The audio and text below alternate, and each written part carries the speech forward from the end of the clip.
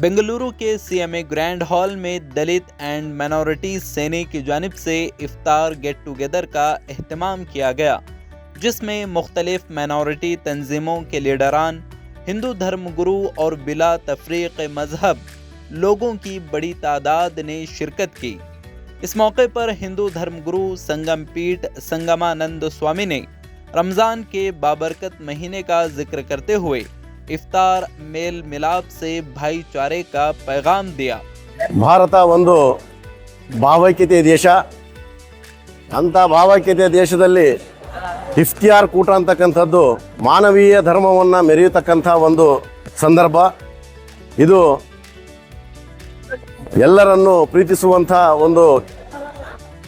ಒಂದು ಮೊಹಮ್ಮದೀಯ ಧರ್ಮ. ಈ ಮೊಹಮ್ಮದೀಯ ಧರ್ಮದಲ್ಲಿ ರಂಜಾನ್ ತಿಂಗಳು ಎಂಬತಕ್ಕಂಥದ್ದು ಪವಿತ್ರವಾದ ಒಂದು ತಿಂಗಳು. ಆ ಪವಿತ್ರವಾದ ತಿಂಗಳಲ್ಲಿ ಇಫ್ತಿಯಾರ್ ಅಂತಕ್ಕಂಥದ್ದು ಅತ್ಯಮೂಲ್ಯವಾಗಿರ್ತಕ್ಕಂಥ ಒಂದು ಕೂಟ ಇದು. ಅಂತಹ ಕೂಟದಲ್ಲಿ ನೀವೆಲ್ಲ ಭಾಗವಹಿಸಿರ್ತಕ್ಕಂಥದ್ದು ನಿಜಕ್ಕೂ ಒಂದು ಪುಣ್ಯದ ಕೆಲಸ.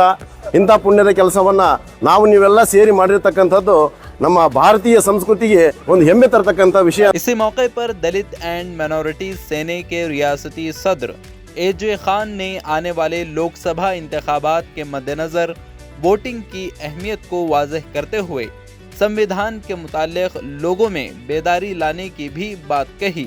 इस मुल्क में जब कई जगह कॉन्स्टिट्यूशन को बदलने की साजिशें चल रही हैं, कॉन्स्टिट्यूशन को बदलने की बातें कह रहे हैं, और हुकूमत में जो है पिछले 5 साल या 10 साल में उन्हीं की हुकूमत रही है जिन्होंने इस मुल्क के किसानों पर, दलितों पर, औरतों पर, बिलखुसूस क्रिश्चियन एंड मुस्लिम कम्युनिटी पर भी काफ़ी सारे मजालिम जिन्होंने ढाए, अब वो फिर इसी इलेक्शन को मद्देनज़र रखते हुए आगे आ रहे हैं लोगों के पास अपने वोट मांगने के लिए। बाबा साहब अम्बेडकर ने कहा था, मैंने पिछले 2500 साल में एक ऐसा बदलाव लाया है इस मुल्क में। वो बदलाव ये है, मैंने इस मुल्क में लोगों को, यहाँ का बादशाह जो है वो अपनी वोटिंग के ताकत से चुनने को, जिस बादशाह को आप चाहते हैं उसको चुनकर वो आपकी हुकूमत करने के लिए मैंने यहाँ पर एक सिस्टम दिया है। आप जिसको चाहते हैं उसको, तो वो बादशाह जो है माँ की पेट से नहीं पैदा होगा बल्कि इलेक्शन की बॉक्स में पैदा होगा, ऐसा बाबा साहब अम्बेडकर का मानना था। इसी बात को मद्देनजर रखते हुए हम लोगों को वोटिंग पावर दिया गया था, और यहाँ के मुस्लिम हो, क्रिश्चियन हो, दीगर जितने भी मज़ाहिब के लोग हैं, इन तमाम को अपनी धर्म के हिसाब से जो उनको करना है, वो उनका धर्म जो कहता है वो करने के लिए उसकी आज़ादी इस मुल्क के संविधान को दी गई है।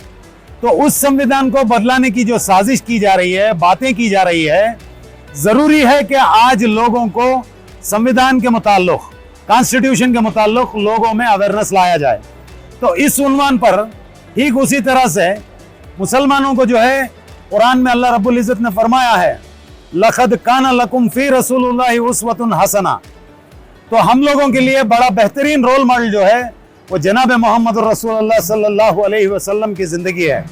और आपकी ज़िंदगी में हमने देखा है काफ़ी सारे दबे कुचले उस ज़माने के ग़ुलामों को साथ लेकर, उनके साथ गले मिलकर, उन लोगों को इक्वालिटी का दर्जा देकर, उन लोगों को काबतुल्लाह के ऊपर चढ़ाकर पहली अजान देने का जो मैसेज दिया गया, वो मैसेज रसूलुल्लाह सल्लल्लाहु अलैहि वसल्लम की जानिब से सारी दुनिया को दिया गया।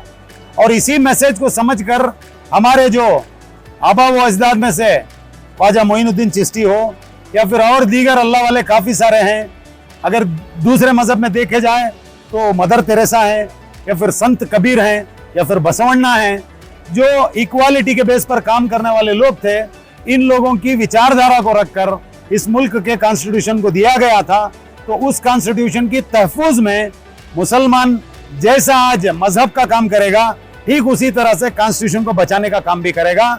और चाहे CAA या NRC के नाम से कितना भी डराया जाए, मुसलमान को जब अवेयरनेस आ जाएगा, मुसलमान को जब कॉन्स्टिट्यूशन समझ में आ जाएगा, तो इस मुल्क के मुसलमान को कोई उंगली भी उठाकर नहीं देख सकता।